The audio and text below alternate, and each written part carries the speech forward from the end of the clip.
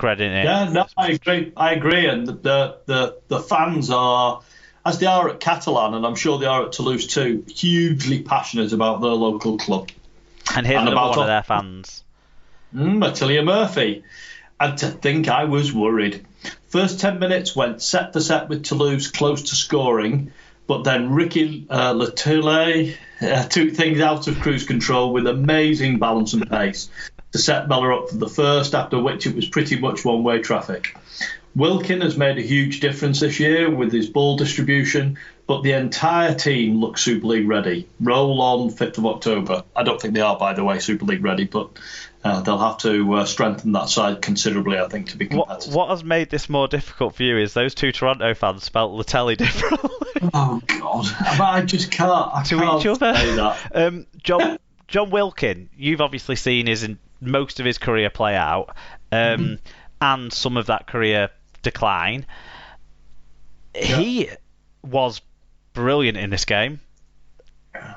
Latelli was good, Stanley was good, the wingers were good, O'Brien was okay. I always like Hackers, but Wilkin was, I think, the best player I saw for parts of this game. Just when it ever did get kind of like Toulouse were putting pressure on them, he was the player who controlled things, and having that extra passing option in the middle of the field. This is John Wilkin of 2014, I would say. So, John's got a massive amount of experience. He has been there and done that. He's done it all, hasn't he? He's been, he's won everything that there is to win. He's played for his country. I think he lost his way towards the end of his career at Saints, where, for whatever reason, he seemed to want to play ball a lot more than was useful. So he over-tried, I thought, for Saints towards the end of his career, trying to do too much. And his distribution at Super League level, where I think the game is faster and more intense, didn't really stand up to scrutiny. I also am not. He's a hugely intelligent bloke. I've got a massive amount of time for Wilkin. Oh, by the way, he also makes a bloody good coffee. But I'm not sure he was captain towards the end of his time at Saints, and I'm not convinced he's the best on-field captain either. But there's no doubt he's playing extremely well for Toronto. Whether he can replicate that back up in Super League if they qualify, time will tell. Finally, our old friend, our travelling rugby league legend, Brian Davies, said, "My first trip to Canada was everything I hoped for. Great to meet Genghis and Martin. Locals we met knew the Wolfpack and had been to see them play. The atmosphere at the ground was brilliant and loads of merchandise has been sold. What struck me most was the lack of abuse of the referee. No constant disputing every decision or blaming the ref when Toulouse scored. So rare. Expect Fev to get promoted instead to restore normality." Yeah, they're a young crowd over there. They'll soon learn, Mark. Well, as I always say, I think it's fine to berate the referee from the terrace as long as you don't abuse the referee from the terrace. And I think it's fine to question refereeing decisions as long as you don't blame outcomes on refereeing decisions. And Toronto fans, I'm sure, will slide into those two positions that the SLP family favour very soon as their rugby league experience grows. Indeed. League One promotion playoffs. Oldham 22, Doncaster 12. This was the most difficult watch on the R-League app so far. When they're back at Oldham in a couple of weeks' time, I hope they sort out a raised camera angle so that we're not at player head high, because it made it difficult to sort of follow. But Carsten got in touch. Yes, and he says Oldham dominated most of the game and Doncaster just weren't good enough. Too many errors and penalties doesn't help you. Yeah, and a couple of injuries, I think, along the way. Oldham were the better side, for sure. Newcastle 38, Workington 18. Carsten also got in touch. And says, how were Workington allowed to play with one-man bench and under strength again? Player welfare is a joke if this is allowed to go on. Newcastle were way better, and Nick Newman had with an outstanding game. Yeah, the game was over early doors, so the lack of a bench probably, wasn't a huge factor, because 4 or 5 tries were scored in the first 25 minutes or so, I think. Certainly by half an hour into the game, the game was over. What I would say is I completely agree with what Carsten said about Nick Newman. I was really, after hearing so much about him all year from Tim G, when he was at Coventry and that sort of thing, I was really excited to see him play, and he was such a letdown, I felt, against Doncaster last week, but he really was a star performer in this game. 2 tries in the first 20 minutes kind of underlined that. One for the future. Yeah, Women's Super League. There was 2 results from the last week. Now, both involved the York side, because one was on Tuesday night and one was on Sunday. The first result was Castleford 44, York 0. A result that meant that the Castleford ladies sealed the league leaders' shield, and Fatboy Rob was there to give us a fan view on this game.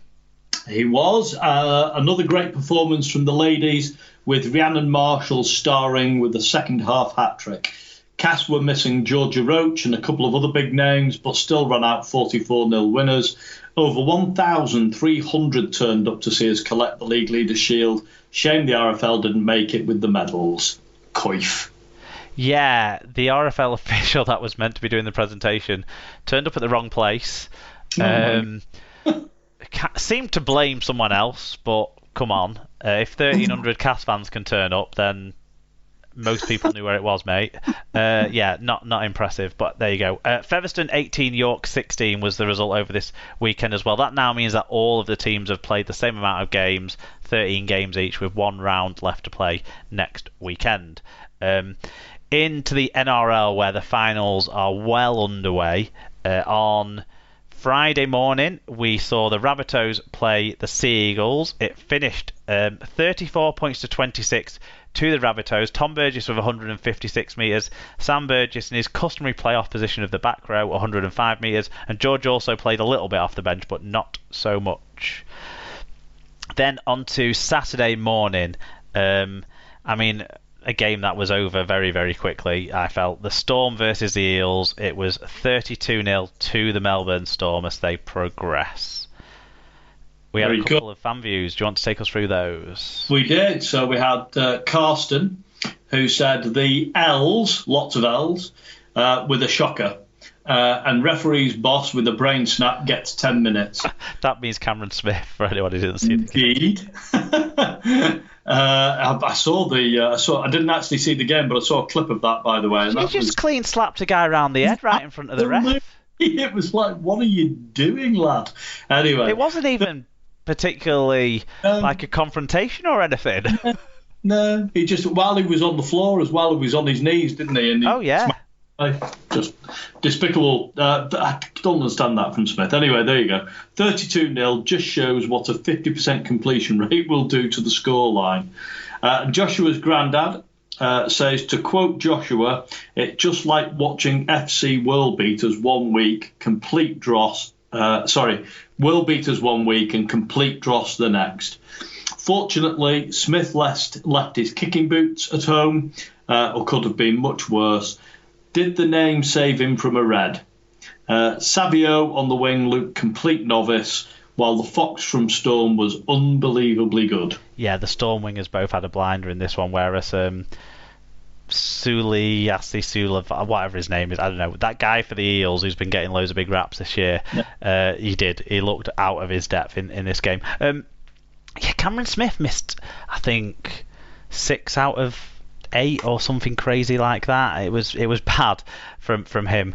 The name didn't save him from the red. I think the fact that it was an open palm slap saved him from the red.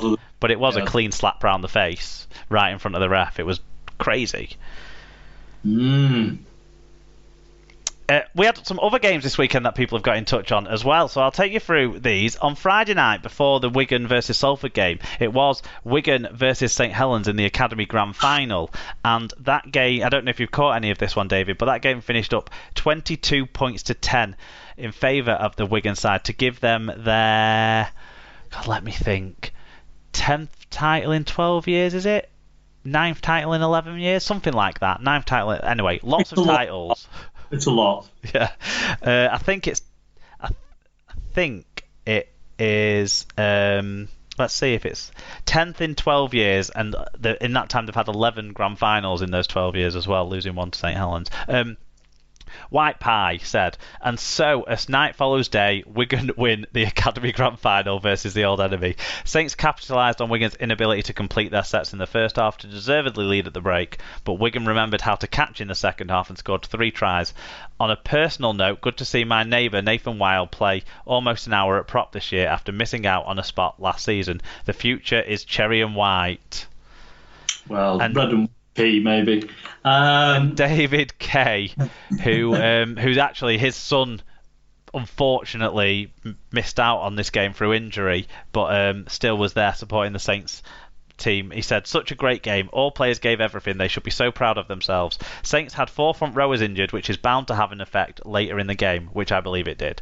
Saints were on top early on, looked very threatening, but the lack of size eventually told, and Wigan made the most of this in the final quarter. So proud of the Saints lads, such a young team who have done themselves proud. I think both sides will take a lot of credit out of this game, and like David said, the young Saints players were good, the young Wigan players were better, apart from the first 20 minutes when Wigan's young players could not get out of their own way. The amount of drop ball was absolutely mind-blowing. Three weeks in a row this Wigan Academy side have tried to give themselves a mountain to climb by being haphazard with their handling in the first half, but stormed to the second half, and it really was comfortable. It felt like Saints were not going to do anything in that second half. Yeah, I think it was probably quite an ask of what is a very young Saints side. I think eight of the team that play are in the first year in the academy this year. Jack Wellesby, Josh Sim. Yeah, some good players in there. They've played in the first team, haven't they? They didn't use 2 of the forwards who were very young. 2 of the bench players who were very young players, I would imagine. Lewis Dodd, he's been around the first team, hasn't he? Lewis Dodd, yeah, no. I think he's probably made his debut pre-season. He's not played Super League rugby yet, Lewis. But he's a promising young lad. But Wigan clearly deserved to win this in the end. But Saints, I think. The guys, I wasn't there, I haven't seen the game, but I know Saints fans have, and said we ought to be very proud of the way in which the young lads acquitted themselves. Without a shadow of a doubt. I think Amir Barrow, when he came off the bench, the young hooker for Wigan, was a real game turner. After he came on the pitch, Wigan seemed to get a little bit more consistency with the play and be a little bit more sensible early on in sets and not drop the ball as much. So Amir Barrow was very good, and an option for Wigan if needed in the playoffs now with Sam Powell looking like he's injured. So Sam Powell will be playing on Friday. Don't give me that. It was also the wheelchair finals, and in the wheelchair championship final, Bradford lost out to Hull. It was 44-38 to Hull. Dr. Hideous got in touch. He said, everything that we love about the running game is present in wheelchair rugby league. Speed, skill, athleticism and violence. The first half was free scoring for both sides with some skillful passing, kicking, which is done by punching the ball, and tries. The second was initially dominated by the dogged defence, but as the players tired and made more errors, we got more tries. Very even game overall and great fun to watch. And then in the wheelchair Super League final, maybe a slight upset because Leeds and Halifax have been the 2 top dogs, actually, haven't they, for a few years, so it's not really. But Leeds 42, Halifax 54. Dr. Hideous said, the team swapped periods of dominance, but Halifax had the edge all the way through with some beautiful, free-flowing rugby and bursts of raw speed and acceleration. But Leeds were also impressive, especially some of their passing moves. Whilst Halifax deserved to win, Leeds deserved to lose by less, and would have done if one marginal call had gone their way and a try not being ruled out. Refereeing controversy even in the wheelchair Super League. Even in wheelchair. It's a game. I've seen it on the TV, but I've never actually been to a live game. I'm in the same boat as you. Yeah.